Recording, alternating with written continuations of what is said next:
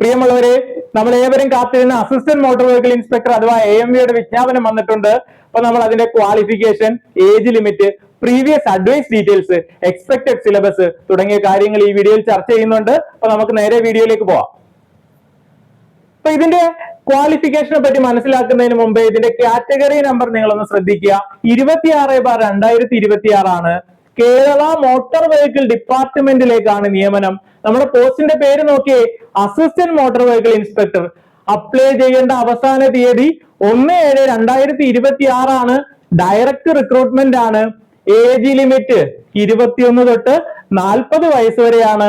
Category wise age relaxation applicable ആണ്. അപ്പൊ നമ്മൾ ഇവിടെ ഏജ് കണക്കാക്കുന്നത് 2/1/2026 ബേസ് ചെയ്തിട്ടാണ്. അത് നിങ്ങൾ കൃത്യമായിട്ട് ശ്രദ്ധിക്കേണ്ട കാര്യമാണ്. ദെൻ ഇതിന്റെ സ്കെയിൽ ഓഫ് പേ നോക്കിയേ, അട്രാക്റ്റീവ് ആയിട്ടുള്ള സ്കെയിൽ ഓഫ് പേ ആണ്. 45,600 തൊട്ട് 95,600 വരെയാണ്. ദെൻ ഇതിന്റെ ക്വാളിഫിക്കേഷനെ പറ്റി കൃത്യമായിട്ട് മനസ്സിലാക്കണം. 10ാം ക്ലാസ് യോഗ്യതയോടൊപ്പം മെക്കാനിക്കൽ എഞ്ചിനീയറിംഗിലോ ഓട്ടോമൊബൈൽ എഞ്ചിനീയറിംഗിലോ ഉള്ള 3 വർഷത്തെ എഞ്ചിനീയറിംഗ് ഡിപ്ലോമ വേണം. അതോടൊപ്പം തന്നെ motorcycle, heavy goods vehicle, heavy passenger vehicle എന്നിവയിലുള്ള വാലിഡ് ആയിട്ടുള്ള ഡ്രൈവിംഗ് ലൈസൻസും വേണം. അപ്പൊ ഇവിടെ നമ്മൾ മനസ്സിലാക്കേണ്ട കാര്യം, 3 വർഷത്തെ എഞ്ചിനീയറിംഗ് ഡിപ്ലോമ എന്ന് പറയുമ്പോൾ നമ്മൾ ഇവിടെ അതിന് തത്തുല്യമായ യോഗ്യതയും അതിന് ഹയർ ആയിട്ടുള്ള യോഗ്യതയും വെച്ച് നമുക്ക് അപ്ലൈ ചെയ്യാൻ പറ്റും. ബിടെക്കുകാർക്കും അതിന് മുകളിൽ യോഗ്യതയുള്ളവർക്കും അപ്ലൈ ചെയ്യാൻ പറ്റും.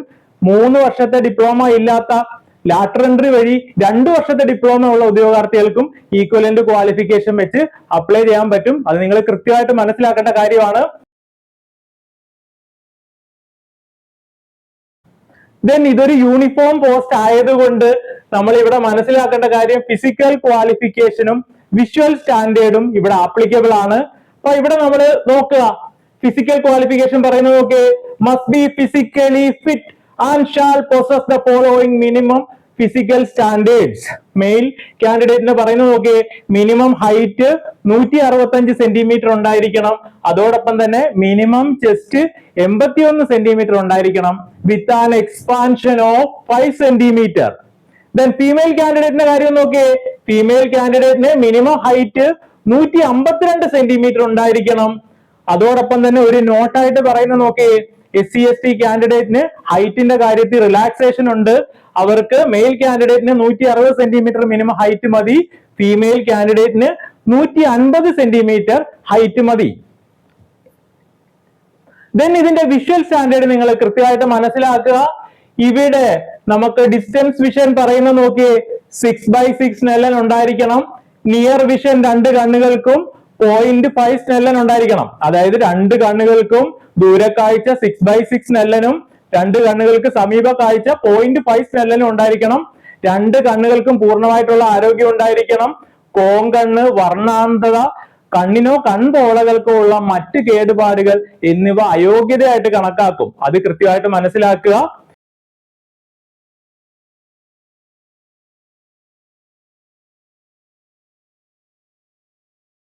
അപ്പൊ വിഷ്വൽ സ്റ്റാൻഡേർഡുമായിട്ട് ബേസ് ചെയ്തിട്ടുള്ള മെഡിക്കൽ സർട്ടിഫിക്കറ്റ് നമുക്ക് തരേണ്ടത് ഗവൺമെന്റ് സർവീസിൽ അസിസ്റ്റന്റ് സർജനി കുറയാത്ത തസ്തികകളിൽ ജോലി ചെയ്യുന്ന ഒഫ്താൽമോളജിയിൽ സ്പെഷ്യലൈസ്ഡ് ആയിട്ടുള്ള ഡോക്ടർ ആയിരിക്കണം നമുക്ക് തരേണ്ടത്. PSC പറഞ്ഞിട്ടുള്ള മാതൃകയിലായിരിക്കണം നമ്മൾ ഇതിന്റെ മെഡിക്കൽ സർട്ടിഫിക്കറ്റ് ഹാജരാക്കേണ്ടത്. അത് നിങ്ങൾ കൃത്യമായിട്ട് മനസ്സിലാക്കുക.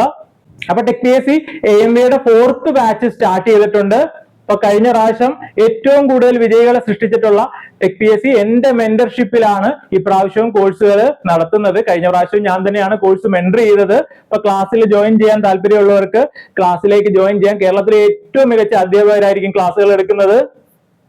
നമുക്ക് ഇതിന്റെ പ്രീവിയസ് അഡ്വൈസ് ഡീറ്റെയിൽസ് ഒന്ന് പരിശോധിച്ചാലോ. കഴിഞ്ഞ പ്രാവശ്യത്തെ കാറ്റഗറി നമ്പർ നോക്കിയേ, 517/2022 ആയിരുന്നു. പരീക്ഷ നടന്നത് നോക്കിയേ, 26/5/2023 എത്ര പേരാണ് അപ്ലൈ ചെയ്തത്? 10,787 പേരാണ് അപ്ലൈ ചെയ്തത്. റാങ്ക് ലിസ്റ്റ് നിലവിൽ വന്നത് 2/9/2024 ഇന്നത്തെ കട്ട് ഓഫ് മാർക്ക് നോക്കിയേ, 59.67 ആയിരുന്നു. മാക്സിമം ലഭിച്ച മാർക്ക് 83.33 ആയിരുന്നു. ഇന്റർവ്യൂവിന് ലഭിച്ച മാക്സിമം മാർക്ക് 13 ആയിരുന്നു. ലാസ്റ്റ് അഡ്വൈസ് നടന്നത് 26/12/2025 ഇതുവരെ 121 അഡ്വൈസ് ആണ് നടന്നത് ഈ ലിസ്റ്റിൽ നിന്ന്. നമ്മുടെ ലിസ്റ്റ് എന്ന് എക്സ്പയർ ആകും? 1/9/2027 ലിസ്റ്റ് എക്സ്പയർ ആകും. അപ്പൊ തന്നെ അടുത്ത റാങ്ക് ലിസ്റ്റ് വരണം. അതുകൊണ്ട് എത്രയും പെട്ടെന്ന് പരീക്ഷ നടക്കണം, പിന്നെ ഫിസിക്കൽ മെഷർമെന്റ്, ഇന്റർവ്യൂ ഒക്കെ നടക്കണം. അതുകൊണ്ട് നമുക്ക് എത്രയും പെട്ടെന്ന് തന്നെ പരീക്ഷ പ്രതീക്ഷിക്കാം. ഓക്കെ,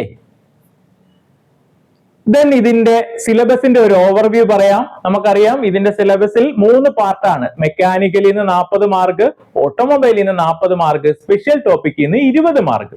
ദെൻ മെക്കാനിക്കൽ എഞ്ചിനീയറിംഗിൽ എന്തൊക്കെയാണ് പഠിക്കേണ്ടത്? Fluid mechanics and hydraulic machine 10 mark, then thermal engineering 10 mark, strength of materials 10 mark, machine element, materials and boiler 10 mark. Then ഓട്ടോമൊബൈലിൽ എന്തൊക്കെയാണ് പഠിക്കാനുള്ളത്?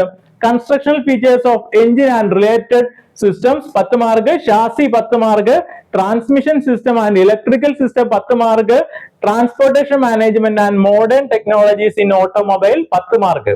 ദെൻ സ്പെഷ്യൽ ടോപ്പിക്കിലോ 10 മാർക്കിന് topic based on driving licence, അടുത്ത 10 മാർക്കിന് ജോബ് റിലേറ്റഡ് ടോപ്പിക് ആണുള്ളത്.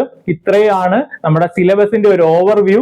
Detailed ആയിട്ടുള്ള സിലബസും ബാക്കിയുള്ള കാര്യങ്ങളൊക്കെ നമ്മൾ അടുത്തടുത്ത വീഡിയോയിൽ ചർച്ച ചെയ്യുന്നതായിരിക്കും. അപ്പൊ ഈ എക്സാമിന് തയ്യാറെടുക്കുന്നവർക്ക് മിനിമം എഫേർട്ടിൽ ഏറ്റവും ഉയർന്ന റാങ്ക് ആണ് നിങ്ങളുടെ ലക്ഷ്യമെങ്കിൽ നിങ്ങൾക്ക് ടെക് PSCയുടെ 4th ബാച്ചിലേക്ക് ജോയിൻ ചെയ്യാം. അഡ്മിഷൻ ഓപ്പൺ ആണ്. ഇപ്രാവശ്യവും കോഴ്സ് മെന്റർ ചെയ്യുന്ന ഞാനാണ്. ഇപ്പൊ ലിമിറ്റഡ് സീറ്റേ ഉള്ളൂ. എത്രയും പെട്ടെന്ന് ജോയിൻ ചെയ്യുക. അപ്പൊ ഈ എക്സാമിന് തയ്യാറെടുക്കുന്നവര് നിങ്ങൾ മനസ്സിലാക്കേണ്ട കാര്യം, ഞാൻ ഇതിന്റെ ക്വാളിഫിക്കേഷനെ പറ്റി പറഞ്ഞു. നിങ്ങൾ കൃത്യമായിട്ട് നിങ്ങൾ ക്വാളിഫൈഡ് ആണോ എന്ന് നോക്കിയിട്ട് അപ്ലൈ ചെയ്യുക. റിസൾട്ട് വെയിറ്റ് ചെയ്യുന്ന കാൻഡിഡേറ്റ്സ്, നിങ്ങളുടെ റിസൾട്ട് ജൂലൈ 1 മുമ്പ് വരികയാണെങ്കിൽ, അല്ലെങ്കിൽ ഹെവി എടുക്കാത്ത ഉദ്യോഗാർത്ഥികൾ, നിങ്ങൾക്ക് ഹെവി ജൂലൈ 1 മുമ്പ് എടുക്കുവാണെങ്കിൽ നിങ്ങൾക്ക് അപ്ലൈ ചെയ്യാം. അപ്പൊ എത്രയും പെട്ടെന്ന് നിങ്ങൾ അതിനുള്ള കാര്യങ്ങളൊക്കെ നീക്കുക. അപ്പോൾ ഈ എക്സാമിന് തയ്യാറെടുക്കുന്ന എല്ലാവർക്കും ടെക് PSCയുടെ വിജയാശംസകൾ. Thank U.